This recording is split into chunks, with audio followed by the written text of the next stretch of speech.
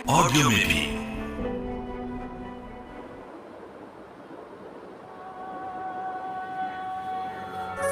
मेरी जिंदगी की सबसे बड़ी ख्वाहिश बॉल पॉइंट टोकनों में दबाई वो सोच में पड़ गई। फिर एक लंबा सांस लेते हुए कदरे बेबसी से मुस्कुराई। बहुत मुश्किल है इस सवाल का जवाब देना। क्यों मुश्किल है? जवेरिया ने मुझसे पूछा। क्योंकि मेरी बहुत सारी ख्वाहिशात हैं और हर ख्वाहिश मेरे लिए बहुत अहम है, उसने सर झटकते हुए कहा। वो दोनों ऑडिटोरियम के अगले हिस्से में दीवार के साथ जमीन पर टेक लगाए बैठी थी। एफएससी क्लासेस में आज उनका 8वां दिन था और उस वक्त वो दोनों फ्री पीरियड में ऑडिटोरियम के अगले हिस्से में आकर बैठी थी। नमकीन मूंगफली के दानों को एक एक करके खाते हुए जवेरिया ने मुझसे पूछा, तुम्हारी जिंदगी की सबसे बड़ी ख्वाहिश क्या है इमामा? इमामा ने कदर हैरानी से उसे देखा और सोच में पड़ गई। पहले तुम बताओ, तुम्हारी जिंदगी की सबसे बड़ी ख्वाहिश क्या है? इमामा ने जवाब देने के बजाय उल्टा सवाल कर दिया। पहले मैंने पूछा है, तुम्हें पहले जवाब देना चाहिए। जवेरिया ने गर्दन हिलाई। अच्छा ठीक है, मुझे और सोचने दो। इमामा ने फौरन हार मानते हुए कहा, मेरी जिंदगी की सबसे बड़ी ख्वाहिश वो बड़बड़ाई। एक ख्वाहिश तो ये है कि मेरी जिंदगी बहुत लंबी हो, उसने कहा। क्यों? जवेरिया हंसी। बस 50-60 साल की जिंदगी मुझे बड़ी छोटी लगती है। कम से कम 100 साल तो मिलने चाहिए इंसान को दुनिया में, और फिर मैं इतना सब कुछ करना चाहती हूँ। अगर जल्दी मर जाऊंगी तो फिर मेरी जिंदगी की सारी ख्वाहिशात अधूरी रह जाएंगी। उसने मूंगफली का एक दाना मुंह में डालते हुए कहा। अच्छा और? जवेरिया ने कहा। और ये कि मैं मुल्क की सबसे बड़ी डॉक्टर बनना चाहती हूँ, सबसे अच्छी आई स्पेशलिस्ट। मैं चाहती हूँ कि जब पाकिस्तान में आई सर्जरी की तारीख लिखी जाए तो उसमें मेरा नाम टॉप ऑफ द लिस्ट हो। उसने मुस्कुराते हुए आसमान को देखा। अच्छा और अगर कभी तुम डॉक्टर ना बन सकी तो? जवेरिया ने कहा। आखिर ये मेरिट और किस्मत की बात है, ऐसा मुमकिन ही नहीं है। मैं इतनी मेहनत कर रही हूँ कि मेरिट पर हर सूरत आऊंगी। फिर मेरे वालिदैन के पास इतना पैसा है कि मैं अगर यहाँ किसी मेडिकल कॉलेज में ना जा सकी तो वो मुझे बैरून मुल्क भिजवा देंगे। फिर भी अगर कभी ऐसा हो कि तुम डॉक्टर ना बन सको तो? हो ही नहीं सकता। ये मेरी जिंदगी की सबसे बड़ी ख्वाहिश है और मैं इस प्रोफेशन के लिए सब कुछ छोड़ सकती हूँ।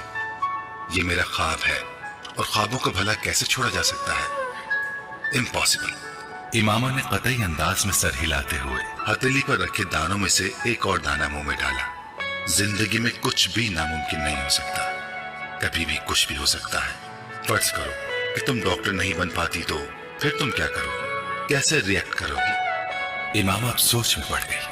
पहले तो मैं बहुत रोऊंगी, बहुत ही ज्यादा, कई दिन, और फिर मैं मर जाऊंगी। जवेरिया बेइख्तियार हंसी। और अभी कुछ देर पहले तो तुम कह रही थी कि तुम लंबी जिंदगी चाहती हो और अभी तुम कह रही हो कि तुम मर जाओगी। हाँ तो फिर जिंदा रहकर क्या करूंगी? सारे प्लान्स ही मेरे मेडिकल के हवाले से हैं और ये चीज जिंदगी से निकल गई तो फिर बाकी रहेगा क्या? यानी तुम्हारी एक बड़ी ख्वाहिश दूसरी बड़ी ख्वाहिश को खत्म कर देगी। तुम यही समझ लो। तो फिर इसका मतलब तो यही हुआ कि तुम्हारी सबसे बड़ी ख्वाहिश डॉक्टर बनना है, लंबी जिंदगी पाना नहीं। तुम कह सकती हो। अच्छा अगर तुम डॉक्टर ना बन सकी तो फिर मरोगी कैसे? खुदकुशी करोगी या तबई मौत? जवेरिया ने बड़ी दिलचस्पी से पूछा। तबई मौत ही मरूंगी, खुदकुशी तो कर ही नहीं सकती। इमामा ने लापरवाही से कहा। और अगर तुम्हें तबई मौत ना आ सकी तो? मेरा मतलब है जल्द ना आई तो फिर तुम डॉक्टर ना बनने के बावजूद भी लंबी जिंदगी गुजारोगी? नहीं, मुझे पता है कि अगर मैं डॉक्टर ना बनी तो फिर बहुत जल्द मर जाऊंगी। मुझे इतना दुख होगा कि मैं तो जिंदा रह ही नहीं सकूंगी। वो यकीन से बोली। तुम जिस कदर खुश मिजाज हो, मैं कभी यकीन नहीं कर सकती कि तुम कभी इतनी दुखी हो सकती हो कि रो रो कर मर जाओ, और वो भी सिर्फ इसलिए कि तुम डॉक्टर नहीं बन सकी। Luck funny. जवेरिया ने इस बार उसका मजाक उड़ाने वाले अंदाज में कहा। तुम अब मेरी बात छोड़ो, अपनी बात करो। तुम्हारी जिंदगी की सबसे बड़ी ख्वाहिश क्या है? इमामा ने मौजू बदलते हुए कहा। रहने दो। क्यों रहने दो? बताओ ना, तुम्हें बुरा लगेगा। जवेरिया ने कुछ हिचकिचाते हुए कहा। इमामा ने गर्दन मोड़कर हैरानी से कहा। मुझे क्यों बुरा लगेगा? जवेरिया खामोश रही। ऐसी क्या बात है जो मुझे बुरी लगेगी? इमामा ने अपना सवाल दोहराया। बुरी लगेगी, जवेरिया ने मध्यम आवाज में कहा। आखिर तुम्हारी जिंदगी की सबसे बड़ी ख्वाहिश का मेरी जिंदगी से क्या ताल्लुक है कि मैं इस पर बुरा मानूंगी? इमामा ने इस बार कदरे उलझे हुए अंदाज से पूछा। कहीं तुम्हारी ख्वाहिश ये तो नहीं कि मैं डॉक्टर ना बनूं? इमामा को अचानक याद आया। जवेरिया हंसती। नहीं, जिंदगी सिर्फ एक डॉक्टर बन जाने से कहीं ज्यादा अहमियत की हामिल होती है। उसने कुछ फलसफियाना अंदाज में कहा। पहले बुझवाना छोड़ दो और मुझे बताओ, इमामा ने कहा। मैं वादा करती हूँ मैं बुरा नहीं मानूंगी। इमामा ने अपना हाथ उसकी तरफ बढ़ाते हुए कहा, वादा करने के बावजूद तुम मेरी बात सुनने पर बुरी तरह नाराज होगी। बेहतर है हम कुछ और बात करें, जवेरिया ने कहा। अच्छा, मैं अंदाजा लगाती हूँ तुम्हारी इस ख्वाहिश का ताल्लुक मेरे लिए किसी बहुत आम चीज से है, राइट? इमामा ने कुछ सोचते हुए कहा। जवेरिया ने सर हिलाया। अब सवाल ये पैदा होता है कि मेरे लिए कौन सी चीज इतनी अहम हो सकती है कि मैं वो बात करते करते रुक गई। मगर जब तक मैं तुम्हारी ख्वाहिश की नौयत जान नहीं लेती, मैं कुछ भी अंदाजा नहीं कर सकती। बता दो जवेरिया, प्लीज।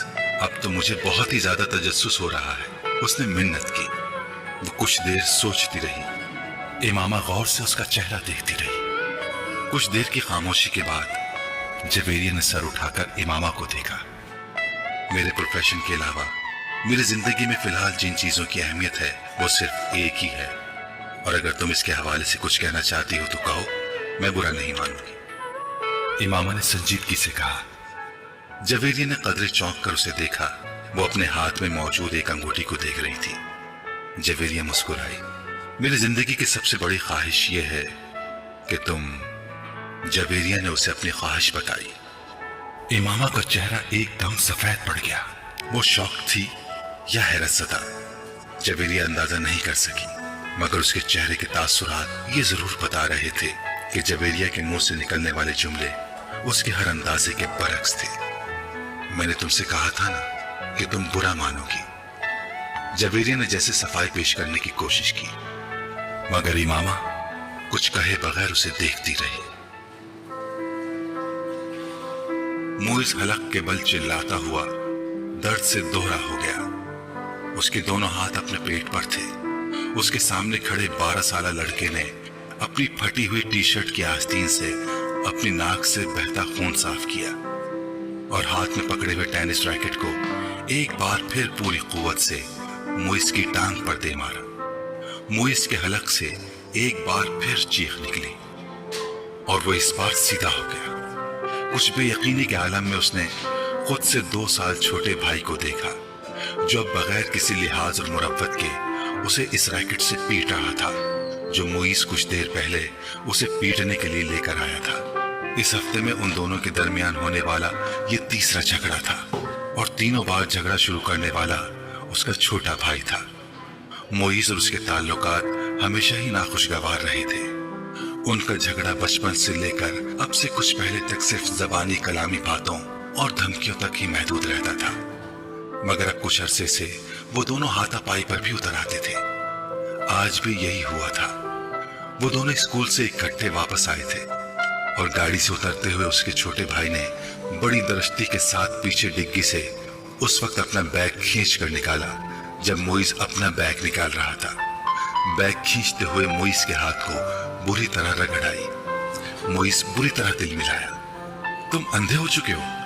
वो इत्मीनान से अपना बैग उठाए बेनियाजी से अंदर जा रहा था। मुइज के चिल्लाने पर उसने पलट कर उसको देखा और लाउंज का दरवाजा खोलकर अंदर चला गया। मुइज के तन बदन में जैसे आग लग गई। वो तेज कदमों से उसके पीछे अंदर चला गया। अगर दोबारा तुमने ऐसी हरकत की तो मैं तुम्हारा हाथ तोड़ दूंगा। उसके करीब पहुंचते हुए मुइज एक बार फिर दहाड़ा। उसने बैग कंधे से उतार कर नीचे रख दिया और दोनों हाथ कमर पर रखकर खड़ा हो गया। निकालूंगा। तुम क्या करोगे? हाथ तोड़ोगे? इतनी हिम्मत है? ये मैं तुम्हें उस वक्त बताऊंगा जब तुम दोबारा ये हरकत करोगे। मुइज अपने कमरे की तरफ बढ़ा, मगर उसके भाई ने पूरी कुव्वत से उसका बैग खींचते हुए उसे रुकने पर मजबूर कर दिया। नहीं, तुम मुझे अभी बताओ। उसने मुइज का बैग उठाकर दूर फेंक दिया। मुइज का चेहरा सुर्ख हो गया। उसने जमीन पर पड़ा हुआ अपने भाई का बैग उठाकर दूर उछाल दिया। एक लम्हे के इंतजार किए बगैर उसके भाई ने पूरी कुव्वत से मुईज की टांग पर ठोकर मार दी। जवाबन उसने पूरी कुव्वत से छोटे भाई के मुंह पर मुक्का मारा जो उसकी नाक पर लगा। अगले ही लम्हे उसकी नाक से खून टपकने लगा। इतने शदीद हमले के बावजूद उसके हलक से कोई आवाज नहीं निकली थी। उसने मुईज की टाई खींचते हुए उसका गला दबाने की कोशिश की। मुईज ने जवाबन उसकी शर्ट को कॉलर से खींचा। उसे शर्ट के फटने की आवाज आई। उसने पूरी कुव्वत से अपने छोटे भाई के पेट में मुक्का मारा। उसके भाई के हाथ से उसकी टाई निकल गई। ठहरो, मैं तुम्हें अब तुम्हारा हाथ तोड़कर दिखाता हूँ। मुईज ने उसे गालियां देते हुए लाउंज के कोने में पड़े हुए एक रैकेट को उठा लिया।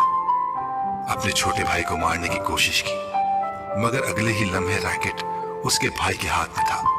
उसने पूरी कुव्वत से घुमाकर इतनी बर्क रफ्तारी के साथ उस रैकेट को मुईज के पेट पर मारा कि वो संभल या खुद को बचा भी ना सका।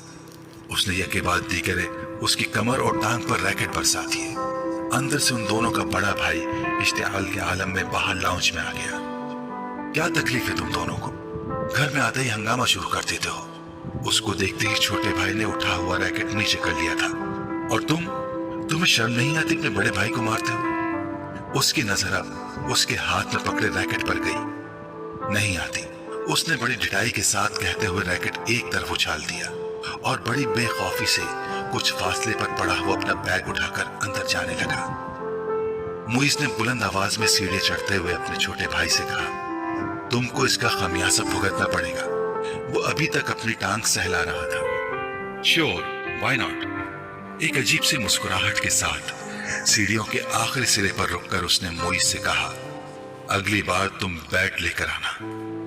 टेनिस रैकेट से कुछ मजा नहीं आया, तुम्हारी कोई हड्डी नहीं टूटी। मुईज को इश्तियाल आ गया, तुम अपनी नाक संभालो, वो यकीनन टूट गई होगी। मुईज गुस्से के आलम में सीढ़ियों को देखता रहा जहां कुछ देर पहले वो खड़ा था।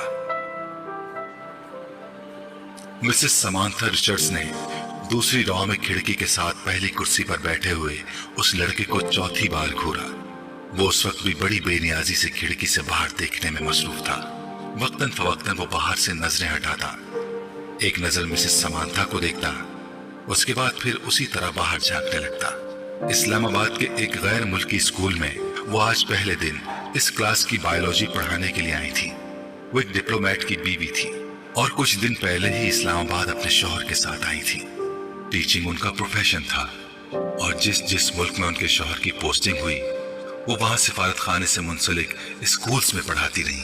इससे पहले बायोलॉजी पढ़ाने वाली टीचर मिसेस मैरिन की स्कीम ऑफ वर्क को ही जारी रखते हुए उन्होंने क्लास के साथ कुछ इब्तिदाई तारुफ और गुफ्तगू के बाद दिल और निजाम दौरान खून की डायग्राम राइटिंग बोर्ड पर बनाते हुए उसे समझाना शुरू किया। डायग्राम की वजाहत करते हुए उन्होंने उस लड़के को खिड़की से बाहर झांकते हुए देखा। पुरानी टेक्निक का इस्तेमाल करते हुए अपनी नजरें उस लड़के पर मरकूज रखते हुए उन्होंने अचानक बोलना बंद कर दिया। क्लास में यकदम खामोशी सी छा गई। उस लड़के ने सर घुमाकर अंदर देखा। मिसेस समांथा रिचर्ड से उसकी नजरें मिली। मिसेस समांथा मुस्कुराई और एक बार फिर उन्होंने अपना लेक्चर शुरू कर दिया। कुछ देर तक उन्होंने इसी तरह बोलते हुए अपनी नजरें उस लड़के पर रखी जो अब अपने सामने पड़ी नोटबुक पर कुछ लिखने में मसरूफ था। उसके बाद मिसेस समांथा ने अपनी तवज्जो क्लास में मौजूद दूसरे स्टूडेंट्स पर मरकूज कर ली। उनका ख्याल था कि वो खासा शर्मिंदा हो चुका है, दोबारा बाहर नहीं देखेगा। मगर सिर्फ 2 मिनट बाद ही उन्होंने उसे एक बार फिर खिड़की से बाहर मुतवज्जो देखा। वो एक बार फिर बोलते बोलते खामोश हो गई। बिला तवक्कुफ उस लड़के ने गर्दन मोड़कर फिर उनकी तरफ देखा। इस बार मिसेस समांथा मुस्कुराई नहीं, बल्कि कदर संजीदगी से उसे देखते हुए एक बार फिर लेक्चर देना शुरू कर दिया। चंद लम्हे गुजरने के बाद उन्होंने राइटिंग बोर्ड को देखने के बाद दोबारा उस लड़के को देखा तो वो एक बार फिर खिड़की से बाहर कुछ देखने में मसरूफ था। इस बार गैर महसूस तौर पर उनके चेहरे पर कुछ नाराजगी नमूदार हुई और वो कुछ झुंझलाते हुए खामोश हुई। और उनके खामोश होते ही उस लड़के ने खिड़की के बाहर से अपनी नजरें हटाकर उनकी तरफ देखा। इस बार उस लड़के के माथे पर भी कुछ शिकने थी। एक नजर मिसेस समांथा को नागवारी से देखकर वो एक बार फिर खिड़की से बाहर देखने लगा। इसका अंदाजा इस कदर तौहीन आमेज था कि मिसेस समांथा रिचर्ड्स का चेहरा सुर्ख हो गया। सालार, तुम क्या देख रहे हो? उन्होंने सख्ती से पूछा। नथिंग, एक लफ्जी जवाब आया। वो अब चुपती हुई नजरों से उन्हें देख रहा था। तुम्हें पता है मैं क्या पढ़ा रही हूँ? Hope so. उसने इतने रूड अंदाज में कहा कि समांथा रिचर्ड्स ने एकदम हाथ में पकड़ा हुआ मार्कर कैप से बंद करके टेबल पर फेंक दिया। ये बात है तो फिर यहाँ आओ और ये डायग्राम बनाकर इसको लेबल करो, उन्होंने स्पंज के साथ राइटिंग बोर्ड को साफ करते हुए कहा। यह बात दीकर लड़के के चेहरे पर कई रंग आए। उन्होंने क्लास में बैठे हुए स्टूडेंट्स को आपस में नजरों का तबादला करते हुए देखा। वो लड़का अब सर्द नजरों के साथ समांथा रिचर्ड्स को देख रहा था। जैसे ही उन्होंने राइटिंग बोर्ड से आखिरी निशान साफ किया, वो अपनी कुर्सी से एक झटके के साथ उठा। तेज कदमों के साथ उसने टेबल पर पड़ा हुआ मार्कर उठाया और बर्क रफ्तारी के साथ राइटिंग बोर्ड पर डायग्राम बनाने लगा। पूरे 2 मिनट 57 सेकंड्स के बाद उसने मार्कर पर कैप लगाकर उसे मेज पर उसी अंदाज में उछाला जिस अंदाज में समांथा रिचर्ड्स ने उछाला था, और समांथा की तरफ देखे बगैर अपनी कुर्सी पर आकर बैठ गया। मिसेस रिचर्ड ने उसे मारकर उछालते या अपनी कुर्सी की तरफ जाते नहीं देखा। वो बेयकीनी के आलम में राइटिंग बोर्ड पर 3 मिनट से भी कम अरसे में बनाए जाने वाली इस लेबल डायग्राम को देख रही थी, जिसे बनाने में उन्होंने 10 मिनट लिए थे, और वो उनकी डायग्राम से ज्यादा अच्छी थी। वो कहीं भी मामूली सी गलती भी नहीं ढूंढ सकी। कुछ खफीफ सी होते हुए उन्होंने गर्दन मोड़कर एक बार फिर उस लड़के को देखा। वो फिर खिड़की से बाहर देख रहा था। वसीम ने तीसरी बार दरवाजे पर दस्तक दी। इस बार अंदर से इमामा की आवाज आई। कौन है? इमामा, मैं हूं, दरवाजा खोलो। वसीम ने दरवाजे से अपना हाथ हटाते हुए कहा। अंदर खामोशी छा गई। कुछ देर बाद दरवाजे का लॉक खुलने की आवाज सुनाई थी। वसीम ने दरवाजे के हैंडल को घुमाकर दरवाजा खोल दिया। इमामा उसकी जानिब पुश्त किए अपने बेड की तरफ बढ़ी। तुम्हें इस वक्त क्या काम आन पड़ा है मुझसे? आखिर तुमने इतनी जल्दी दरवाजा क्यों बंद कर लिया था? अभी तो 10 बजे हैं। वसीम कमरे में दाखिल होते हुए बोला। बस नींद आ रही थी मुझे। वो बेड पर बैठ गई। वसीम उसका चेहरा देखकर चौंक गया। तुम रो रही थी? बेख्तियार उसके मुंह से निकला। इमामा की आंखें सुर्ख और सूजी हुई थी और वो उससे नजरें चुराने की कोशिश कर रही थी। नहीं, रो नहीं रही थी, बस सर में कुछ दर्द हो रहा था। इमामा ने मुस्कुराने की कोशिश की। वसीम ने उसके पास बैठते हुए उसका हाथ पकड़कर टेम्परेचर चेक करने की कोशिश की। कहीं बुखार तो नहीं है? उसने कुछ तशवीश भरे अंदाज में कहा और फिर हाथ छोड़ दिया। बुखार तो नहीं है, तो फिर तुम कोई टैबलेट ले लेती। मैं ले चुकी हूँ। अच्छा तुम सो जाओ, मैं बातें करने आया था, मगर अब इस हालत में क्या बातें करूंगा तुमसे। वसीम ने कदम बाहर की तरफ बढ़ाते हुए कहा। इमामा ने उसे रोकने की कोशिश नहीं की। वो खुद भी उठकर उसके पीछे गई और वसीम के बाहर निकलते ही उसने दरवाजे को फिर लॉक कर लिया। बेड पर औंधे मुंह लेटकर उसने तकिए में मुंह छुपा लिया। वो एक बार फिर हिचकियों के साथ रो रही थी। 13 साल का वो लड़का उस वक्त टीवी पर म्यूजिक शो देखने में मसरूफ था जब तैयबा ने अंदर झांका। बेयकीनी से उन्होंने अपने बेटे को देखा और फिर कुछ नाराजगी के आलम में अंदर चली गई। ये क्या हो रहा है? उन्होंने अंदर आते ही कहा। टीवी देख रहा हूँ। उसने टीवी से नजरें नहीं हटाई। टीवी देख रहा हूँ? वो गॉड सेक, तुम्हें एहसास है कि तुम्हारे पेपर्स हो रहे हैं? तैयबा ने उसके सामने आते हुए कहा। So what? उस लड़के ने इस बार कुछ खफगी से कहा। So what? तुम्हें इस वक्त अपने कमरे में किताबों के दरमियान होना चाहिए, ना कि यहाँ इस बेहुदा शो के सामने, तैयबा ने डांटा। मुझे जितना पढ़ना था मैं पढ़ चुका हूँ, आप सामने से हट जाएं। उसके लहजे में नागवारी थी। फिर भी उठो और अंदर जाकर पढ़ो, तैयबा ने इस तरह खड़े खड़े उससे कहा। ना मैं यहाँ से उठूंगा ना अंदर जाकर पढ़ूंगा। मेरी स्टडीज और पेपर्स मेरा मसला है, आपका नहीं। अगर तुम्हें इतनी परवाह होती स्टडीज की तो इस वक्त तुम यहाँ बैठे होते। Step aside. उसने तैयबा के जुमले को नजरअंदाज करते हुए बड़ी बदतमीजी के साथ साथ हाथ के इशारे से कहा। आज तुम्हारे पापा आ जाए तो मैं उनसे बात करती हूँ। तैयबा ने उसे धमकाने की कोशिश की। अभी बात कर लें, क्या होगा? पापा क्या कर लेंगे? जब मैं आपको बता चुका हूँ कि मुझे जितनी तैयारी करनी है मैंने कर ली है, तो फिर आपको क्या मसला है? ये तुम्हारे सालाना इम्तिहान है, तुम्हें एहसास होना चाहिए इस बात का। तैयबा ने यकदम अपने लहजे को नरम करते हुए कहा। मैं कोई 2-4 साल का बच्चा नहीं हूँ कि मेरे आगे पीछे फिरना पड़े आपको। मैं अपने मामलात में आपसे ज्यादा समझदार हूँ, इसलिए 3rd क्लास किस्म के जुमले मुझसे ना बोला करें। एग्जाम्स हो रहे हैं, स्टडीज पर ध्यान दो। इस वक्त तुम्हें अपने कमरे में होना चाहिए। मैं तुम्हारे फादर से बात करूंगी। What a rubbish. वो बात करते करते गुस्से में सोफे से उठकर खड़ा हो गया। हाथ में पकड़ा हुआ रिमोट उसने पूरी कुव्वत से सामने वाली दीवार पर दे मारा और पांव पटकता हुआ कमरे से निकल गया। तैयबा कुछ बेबसी और खिफ्फत के आलम में उसे कमरे से बाहर निकलता हुआ देखती रही। फ्लोमिना फ्रांस ने अपने हाथ में पकड़े हुए पैकेट मेज पर रखते हुए एक नजर हॉल में दौड़ाई। पेपर शुरू होने में भी 10 मिनट बाकी थे और हॉल में मौजूद स्टूडेंट्स किताबें, नोट्स और नोटबुक्स पकड़े तेजी से सफे आगे पीछे करते उन पर आखिरी नजर डाल रहे थे। उनकी जिस्मानी हरकत से उनकी परेशानी और इज़्तिराब का इजहार हो रहा था। फ्लोमिना फ्रांस के लिए ये एक बहुत मानूस सीन था। फिर उनकी नजरें हॉल के तकरीबन दरमियान में बैठे हुए सालार पर जा ठहरी। 25 स्टूडेंट्स में उस वक्त वो वाहिद स्टूडेंट था जो इत्मीनान से अपनी कुर्सी पर टांग रखे बैठा था। एक हाथ में स्केल पकड़े आहिस्ता आहिस्ता उसे अपने जूते पर मारते हुए वो इत्मीनान से इधर उधर देख रहा था। फ्लोमिना के लिए ये सीन भी नया नहीं था। अपने 7 साल कैरियर में उन्होंने पेपर्स के दौरान सालार को इसी बेफिक्री और लापरवाही का मुजाहरा करते पाया था। 9:02 पर उन्होंने सालार के पास से गुजरते हुए MCQs पर मबनी ऑब्जेक्टिव पेपर थमा दिया। 30 मिनट के बाद उसे वो पेपर उनसे लेना था। 9:10 पर उन्होंने सालार को अपनी कुर्सी से खड़ा होते देखा। उसके खड़े होते ही हॉल में उसके पीछे मौजूद तमाम स्टूडेंट्स ने सर उठाकर उसे देखा। वो पेपर हाथ में लिए फ्लोमिना फ्रांस की तरफ जा रहा था। फ्लोमिना फ्रांस के लिए ये भी नया सीन नहीं था। वो पहले भी यही कुछ देखती आई थी। 30 मिनट में हल किया जाने वाला पेपर वो 8 मिनट में हल करके उनके सर पर खड़ा था। पेपर को दोबारा देख लो, उन्होंने ये जुमला उससे नहीं कहा। वो जानती थी कि इसका जवाब क्या होगा। मैं देख चुका हूं। और अगर उसे एक बार फिर पेपर देखने पर मजबूर करती तो वो हमेशा की तरह पेपर्स ले जाकर अपनी कुर्सी के हत्थे पर रखकर बाजू सीने पर लपेटकर बैठ जाता। उन्हें याद नहीं था कि कभी उसने उनके कहने पर पेपर को दोबारा चेक किया हो, और वो ये तस्लीम करती थी कि उसे इसकी जरूरत भी नहीं थी। उसके पेपर में किसी एक भी गलती को ढूंढना बहुत मुश्किल काम था। उन्होंने एक हल्की सी मुस्कुराहट के साथ उसके हाथ से पेपर पकड़ लिया। तुम जानते हो सालार, मेरी जिंदगी की सबसे बड़ी तमन्ना क्या है? उन्होंने पेपर पर नजर डालते हुए कहा कि मैं तुम्हें 30 मिनट का पेपर 30 मिनट के बाद सबमिट करवाते हुए देखूं। वो उनकी बात पर खफीफ अंदाज में मुस्कुराया। आपकी ये ख्वाहिश उस सूरत में पूरी हो सकती है मैम, अगर मैं ये पेपर 150 साल की उम्र में हल करने बैठूं। नहीं, मेरा ख्याल है 150 साल की उम्र में तुम ये पेपर 10 मिनट में करोगे। इस बार वो हंसा और वापस मुड़ गया। फ्लोमिना फ्रांस ने एक नजर उसके पेपर के सफात को उलट पलट कर देखा। एक सरसरी सी नजर भी उन्हें ये बताने के लिए काफी थी कि वो इस पेपर में कितने नंबर गंवाएगा। 0।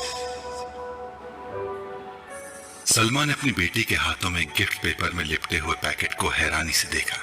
ये क्या है इमामा? तुम तो मार्केट गई थी, शायद कुछ किताबें लेनी थी तुम्हें। हाँ अम्मी, मुझे किताबें ही लेनी थी, मगर किसी को तोहफे में देने के लिए। किसको तोहफा देना है? वो लाहौर में एक दोस्त है मेरी, उसकी सालगिरह है, उसके लिए खरीदा है। कोरियर सर्विस के जरिए भिजवा दूंगी, क्योंकि मुझे तो अभी यहाँ रहना है। लाओ फिर मुझे दो ये पैकेट, मैं वसीम को दूंगी, वो भिजवा देगा। नहीं अम्मी, मैं अभी नहीं भिजवाऊंगी, अभी उसकी सालगिरह की तारीख नहीं आई। सलमा को लगा जैसे वो यकदम घबरा गई हो। उन्हें हैरानी हुई, क्या ये घबराने वाली बात थी? 3 साल पहले इमामा की वजह से उन्हें बहुत ज्यादा परेशानी का सामना करना पड़ा था, उन्हें और उनके शौहर हाशिम को। वो तब अपनी बेटी के बारे में बहुत फिक्रमंद थी और हाशिम उनसे ज्यादा। मगर पिछले 3 साल में सब कुछ ठीक हो गया था। वो दोनों अब उसकी तरफ से मुकम्मल तौर पर मुतमईन थे, खास तौर पर असजद से उसकी निस्बत तय करके। वो जानती थी कि इमामा असजद को पसंद करती है, और सिर्फ वही नहीं, असजद को कोई भी पसंद कर सकता था। वो हर लिहाज से एक अच्छा लड़का था। वो ये भी जानती थी कि असजद से निस्बत तय होने पर बहुत खुश हुई थी।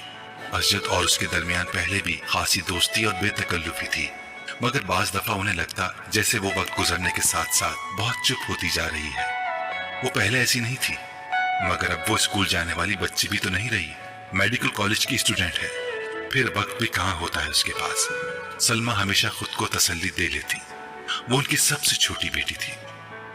बड़ी दोनों बेटियों की वो शादी कर चुकी थी, एक बेटे की भी शादी कर चुकी थी, जबकि 2 बेटे और इमामा गैर शादीशुदा थे। अच्छा ही है कि ये संजीदा होती जा रही है। लड़कियों के लिए संजीदगी अच्छी होती है। उन्हें जितनी जल्दी अपनी जिम्मेदारियों का एहसास हो जाए उतना ही अच्छा है। सलमा ने गहरी सांस लेते हुए इमामा से नजरें हटा ली। वो छुट्टियों में घर आई हुई थी और जितने दिन वो यहाँ रहती उनकी नजरें उसी पर मरकूज रहती। पता नहीं ये साजिद कहाँ रह गया।